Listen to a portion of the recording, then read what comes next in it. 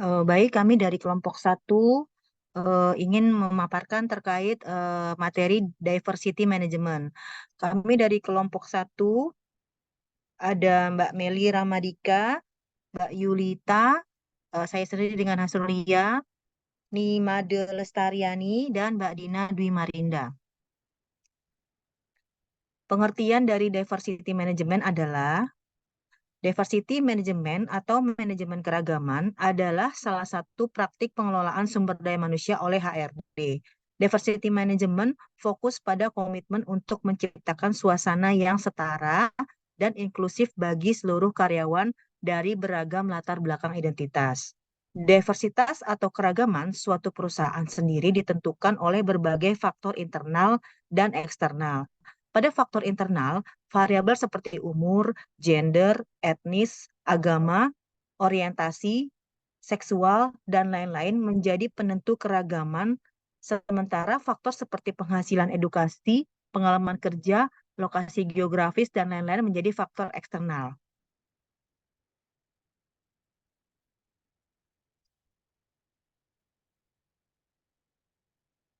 Next, diteruskan oleh teman saya, silakan.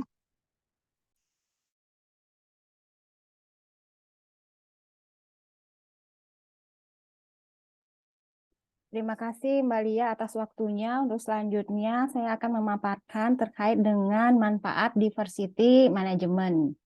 Apakah itu manfaat diversity management? Salah satunya adalah mengelola keberagaman di tempat kerja ternyata dapat membantu perusahaan. Berikut manfaat diversity management bagi perusahaan. Satu, memunculkan bakat, keterampilan, dan pengalaman, latar belakang, kepribadian, pemikiran, pendidikan yang berbeda sama lain akan mampu memunculkan bakat skill yang berbeda satu sama lain, sehingga memberikan keuntungan bagi perusahaan dengan performance dan kepiawaian seluruh anggota organisasi perusahaan dalam pencapaian tujuan. Selanjutnya itu adalah menciptakan inovasi. Adanya keragaman di dalam sebuah organisasi atau perusahaan dapat menciptakan inovasi atau ide-ide baru. Dengan latar belakang, pola kerja, serta pengalaman yang berbeda dapat mendorong terciptanya berbagai macam ide dan inovasi. Selanjutnya yaitu keterampilan berbahasa asing. Apabila di dalam sebuah organisasi atau perusahaan memiliki tenaga kerja yang berasal dari negara lain dengan latar belakang budaya dan bahasa yang berbeda, apabila mampu diadaptasi dengan baik di dalam perusahaan, maka akan mampu menciptakan keragaman bahasa di mana masing-masing anggota organisasi akan memiliki kemampuan berkomunikasi dalam bahasa asing. Selanjutnya yaitu menumbuhkan semangat kompetisi dari karyawan diversity yang terdapat dalam suatu organisasi, perusahaan, atau juga dapat menumbuhkan dan memunculkan kemampuan lebih dari pekerja di mana mereka pasti ingin dinilai lebih baik dari pekerja lainnya dari segi kinerja yang mereka hasilkan.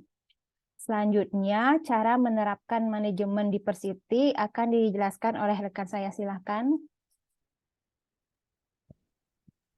Terima kasih Mbak Lestari. Selanjutnya saya akan menjelaskan mengenai cara menerapkan manajemen diversity.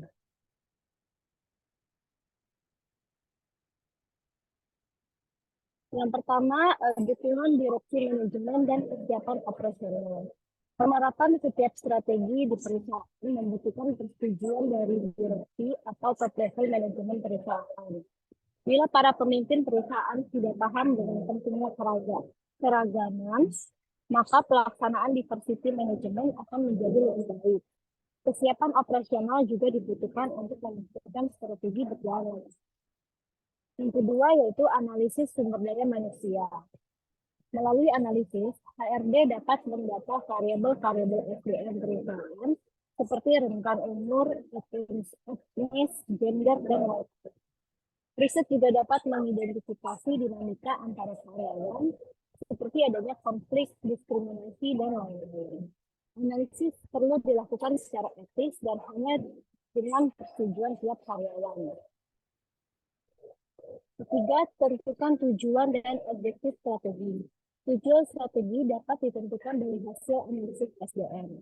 Identifikasi tujuan akan membantu menentukan objektif strategi. Contohnya, apabila ditemukan data mengenai kurangnya karyawan usia muda di perusahaan, maka diversifikasi perlu dilakukan pada proses rekrutmen. Contoh lain adalah apabila teridentifikasi kasus diskriminasi pada kelompok karyawan tertentu, HRD dapat menyediakan resolusi konflik, layanan konseling, hingga regulasi yang melarang diskriminasi di kantor. Yang keempat, yaitu menjadi fasilitator komunikasi yang baik. HRD memiliki tanggung jawab utama untuk mengawasi dan menjaga diri karyawan, termasuk yang berkaitan dengan keragaman yang beragam. Setelah menentukan objektif strategi, HRD bertanggung jawab atas implementasi manajemen keragaman. HRD harus menjadi fasilitator yang komunikatif, netral, dan atentif kepada seluruh karyawan tanpa diskriminasi. Kelima, mengimplementasikan praktek aktual. Terdapat beberapa contoh praktik manajemen keragaman yang dapat diimplementasikan perusahaan, seperti namun tidak terdapat pada yang pertama, acara branding kantor, acara fokus group discussion atau FGD mengenai sosial kultural, workshop atau lokal karya mengenai aktivitas, menyediakan tempat ibadah, menyediakan ruang laktasi, layanan pendidikan anak, itu melahirkan atau sejenis bagi pekerja yang memiliki anak.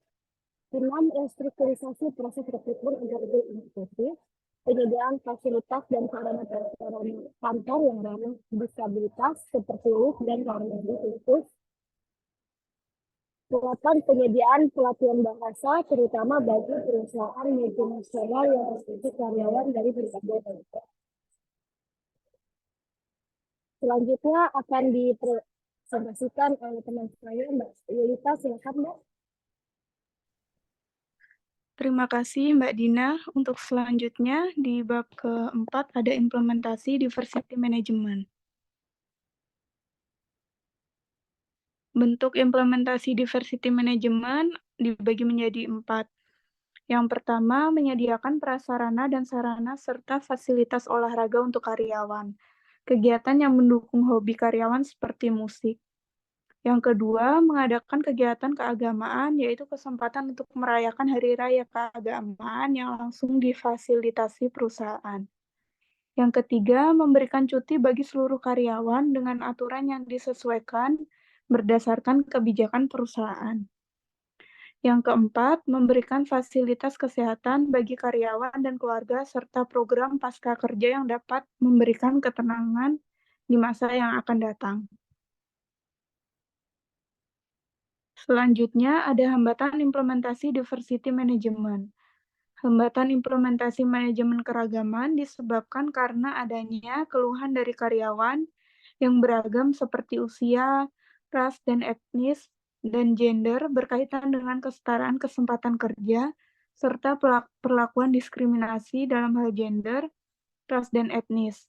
Juga disebabkan karena tidak adanya dukungan dari karyawan pria di dalam mempromosikan keragaman, dan karyawan pria tidak menghargai pimpinan yang merekrut maupun mempertahankan karyawan yang beragam. Tiap perusahaan memiliki hambatan dan kendala yang berbeda dalam mengelola keragaman yang mereka miliki, tergantung seberapa besar keragaman yang terjadi, dan di sisi apa perbedaan-perbedaan yang paling besar dan memiliki pengaruh terhadap organisasi. Selanjutnya akan dilanjutkan oleh teman saya Meli. Silahkan. Baik, terima kasih Mbak Yulita. Saya akan lanjutkan. Pada perusahaan multinasional ataupun perusahaan internasional memiliki tingkat diversity yang lebih besar karena mereka memiliki karyawan atau tenaga kerja dari berbagai belahan dunia. Dengan latar belakang ras, bahasa, budaya, dan cara pandang yang berbeda sesuai asal mereka masing-masing. Kondisi ini memungkinkan munculnya hambatan yang lebih kompleks dan rumit dalam mengelola setiap perbedaan tersebut, sehingga tidak menimbulkan konflik yang mampu menghambat pencapaian tujuan perusahaan. Next. Sekian presentasi dari kelompok kami. Mohon maaf jika ada kesalahan. Terima kasih. Wassalamualaikum warahmatullahi wabarakatuh.